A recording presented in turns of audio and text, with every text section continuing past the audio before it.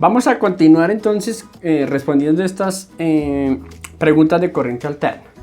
Aquí tenemos una serie de 3 videos, los invito a que vean los otros 2. Ahí vimos una temática bastante importante sobre la onda seno, las características, vimos qué es reactancia. Entonces aquí continuamos con la pregunta número 9. Dice, ¿cómo varía la reactancia inductiva con respecto a la frecuencia? Nosotros ya habíamos estudiado y habíamos dicho qué era la reactancia. En este caso, reactancia inductiva. Vamos entonces a recordar, vamos a hacer un recorderis de la ecuación que nos representa la reactancia. Recordemos que la reactancia es una resistencia que presenta algún elemento, una bobina o un condensador, en este caso es una bobina, frente a la presencia de una corriente eléctrica alterna.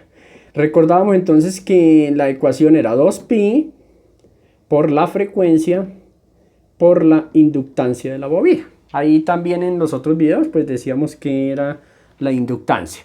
Aquí tenemos la ecuación entonces de la reactancia. Si observamos nosotros acá, la reactancia es directamente proporcional a la frecuencia. ¿Qué quiere decir eso, profesor? Pues sencillo, quiere decir que si yo aumento la frecuencia, aumenta la reactancia. En otras palabras, si yo aumento la frecuencia, ya eso lo vimos en el video número 1, que frecuencia es cantidad de ciclos por segundo. Si yo aumento esa frecuencia de esa onda, me va a aumentar la resistencia, va a incrementarse la resistencia, va a ser mayor la resistencia, en este caso representada en forma reactancia. Entonces va a aumentar la reactancia. Al aumentar la frecuencia, aumenta. Eso quiere decir que es directamente proporcional. Entonces aquí la respuesta correcta sería esta. ¿Cómo varía la reactancia con respecto a la frecuencia? Directamente proporcional. Inversamente, independiente de la frecuencia, quiere decir acá que no tiene nada que ver con la frecuencia. Entonces no es correcto porque sí está relacionada acá. Es inversamente, tampoco tiene que ver acá porque es directamente proporcional. Ya tenemos entonces aquí la respuesta a la pregunta número 9. La pregunta número 10 es exactamente, el encabezado es igual. Lo único que nos cambian acá en la pregunta número 10 es que nos dicen cómo varía la reactancia capacitiva, ya no es inductiva. Capacitiva con respecto a la frecuencia. Y nos dan los mismos 4 enunciados. Es independiente de la frecuencia, es directamente proporcional, es inversamente proporcional o ninguna de las anteriores. Nosotros, teniendo la ecuación que ya la hemos visto en los otros videos, fácilmente podemos responder. Entonces, reactancia capacitiva, recordemos que es igual a 1 sobre 2pi por la frecuencia por la capacitancia. Bien, aquí vemos entonces, según la ecuación, que la reactancia capacitiva es inversamente proporcional a la frecuencia. Quiere decir que si la frecuencia aumenta, la reactancia capacitiva disminuye. Recordemos que la reactancia es una resistencia que forma parte de la impedancia. Entonces, si aumento la frecuencia, disminuye la reactancia, por lo tanto disminuye la impedancia y eso nos va a provocar que aumente la corriente en un circuito eléctrico. Entonces tenemos que tener cuidado cuando de pronto aumentamos la frecuencia porque sabemos que la corriente de ese circuito va a incrementarse. Aquí la capacidad se mide en faradios. La capacidad es la cantidad de almacenamiento de cargas de ese condensador. Se mide en faradios. Es la capacidad que tiene el condensador para almacenar cargas eléctricas. Y lo vamos a medir en faradios. Tenemos aquí entonces ya nuestra ecuación. Entonces definimos que la reactancia capacitiva es inversamente proporcional. Si esta aumenta, esta disminuye. Si la frecuencia disminuye, la reactancia aumenta. Entonces aquí la respuesta correcta es la C. Entonces los invito nuevamente para que vean todos estos videos de corriente alterna. La corriente alterna es muy interesante para estudiarla. Tiene fenómenos muy interesantes. Bien, hasta aquí esta parte. Quiero hacer un pequeño paréntesis porque me hicieron una pregunta ahí sobre cómo medíamos la reactancia. Entonces, vamos a borrar acá. En el video anterior estábamos diciendo que la reactancia aparece, es una resistencia a fin de cuentas. Recordemos que si es una resistencia la medimos en ohmios. Los ohmios se representan por la letra del alfabeto griego omega. Entonces, si no podíamos medir esta reactancia con un instrumento, porque esa reactancia aparece cuando hay tensión, cuando el circuito está energizado y hay tensión alterna, entonces, ¿cómo la medíamos? Resulta pues de que esto lo determinamos, lo podemos calcular mediante números imaginarios. Entonces aquí es donde entramos a trabajar lo que son los números complejos. Un número complejo está formado por una parte real, un número real, más un número imaginario. Bien, de ahora en adelante, o en lo que vamos a hacer la explicación aquí sencilla, vamos a cambiar esta I por una J. ¿Por qué? Porque nosotros en electricidad electrónica utilizamos la I para representar la corriente. Entonces, para no tener confusiones, aquí nosotros vamos a representar los números imaginarios como una J. Entonces recordemos que un número complejo está formado por una parte real y una parte imaginaria. La parte real, ¿qué vendría a ser? Pues la resistencia, ¿cierto? La parte real viene a ser la resistencia pura, la resistencia del material. Recordemos por allá cuando vimos básica que la resistencia de un material está determinada por un factor que se llama ρ por la longitud sobre el área. Esa era una ecuación que teníamos que nos determinaba el valor de la resistencia de ese elemento. Entonces dependía del ρ, o sea, del tipo de material, la resistividad eléctrica que tuviera ese material, por la longitud sobre el área. La longitud pues la medíamos en metros, el área la medíamos en metro cuadrado, ¿sí? Ahí entonces recordemos que el área, como se trata de un conductor cilíndrico, pues el área lo representamos por pi por r al cuadrado para calcular el área de ese conductor. Bueno, eso en lo que respecta a la parte real. La parte imaginaria pues vendría a ser en este caso la reactancia. Entonces, por eso nosotros acostumbramos a trabajar con números complejos. Voy a hacer un video donde trabajemos un poquito más a profundidad de esto, sumamos números complejos, multiplicamos, restamos, hacemos todas las operaciones necesarias para trabajar con números complejos. Por eso la razón de trabajar con números complejos, porque estas cantidades las determinamos con números imaginarios, las podemos calcular.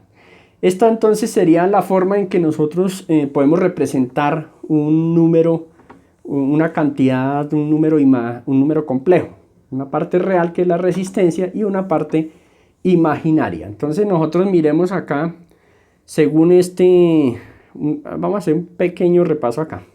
Aquí representaríamos la parte real, que es la resistencia, ¿cierto? La resistencia del alambre. Y aquí vendríamos a representar la reactancia inductiva, ¿cierto? Y aquí en esta parte la reactancia capacitiva. Entonces tenemos ahí ya nuestra parte real y nuestra parte imaginaria.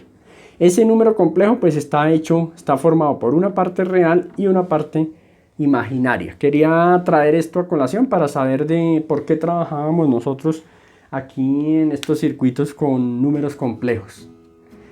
Vamos a la pregunta entonces ya número 11. Para la pregunta 11 dice el enunciado: ¿cuál es la diferencia que existe entre el valor instantáneo de una tensión alterna y el de una tensión continua con respecto al tiempo? Hagamos entonces nuestros famosos diagramas. Aquí tenemos entonces la representación. Vamos a representar aquí el tiempo sobre esta línea. Y aquí vamos a representar el valor. Vamos a representar aquí la corriente continua. Aquí vamos a hacer otro esquema, otro dibujito también. Y vamos a representar aquí en la corriente alterna. Entonces, corriente continua, corriente alterna. La corriente alterna nosotros ya hemos determinado que se trata de una onda seno. Está graficada pues basándonos en la función trigonométrica seno. La corriente directa pues va en esta forma, no varía en el tiempo. Aquí va pasando el tiempo, va transcurriendo el tiempo, pero ella se mantiene y no varía. Ya vimos el concepto en el primer video de valor instantáneo. Recordemos de todas maneras que un valor instantáneo, la tensión aquí se va presentando en diferentes medidas. Aquí va la medida, pero en corriente continua vemos que es igual, la medida es igual.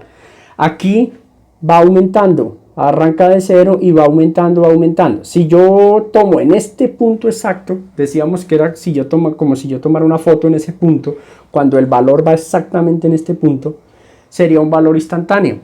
Si lo tomo aquí más adelante, otro valor instantáneo, o sea que está formado por varios valores instantáneos.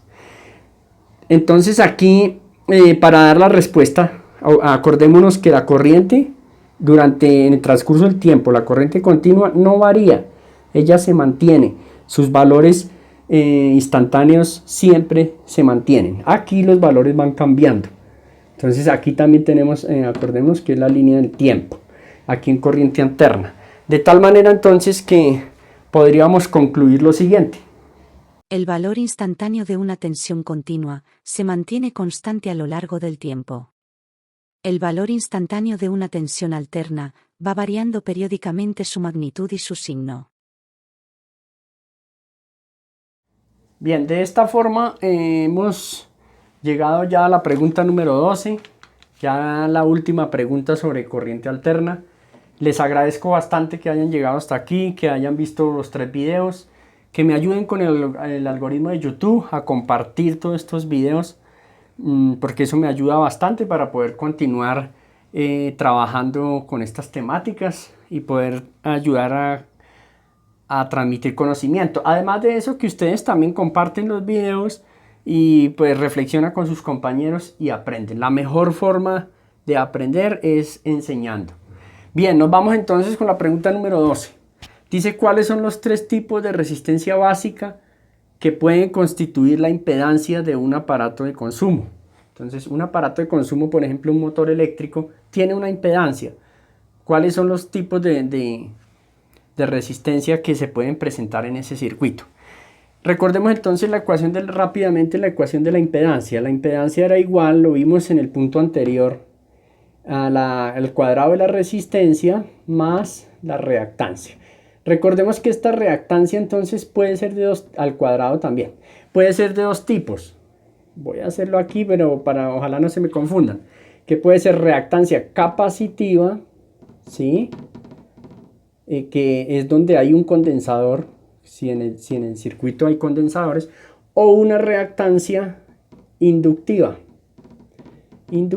Si en el circuito hay presente bobinas, motores, transformadores y otros elementos. Entonces está formado por 3. Entonces resistencia, ¿cierto? Puede ser de valor de resistencia, puede ser reactancia capacitiva, serían 2, o reactancia inductiva. Pueden ser 3 tipos de resistencia.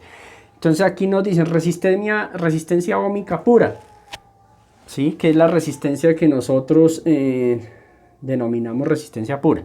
Reactancia inductiva, nuevamente reactancia X sub L. Y reactancia capacitiva, pues aquí están las 3 entonces, mi reactancia capacitiva. Y dice todas las anteriores. Aquí serían entonces todas las anteriores. Estos 3 tipos de resistencia son las que se pueden presentar en algún aparato. Pueden hacer parte de la impedancia, que es esta de acá. Entonces hasta aquí las preguntas. Nuevamente muchas gracias por compartir los videos, por mirarlos en su totalidad. Espero pues que hayamos repasado, que hayamos aprendido bastante con respecto a este tema tan interesante, tan bonito que es el manejo de la corriente alterna. Muchas gracias, los espero en otros próximos videos.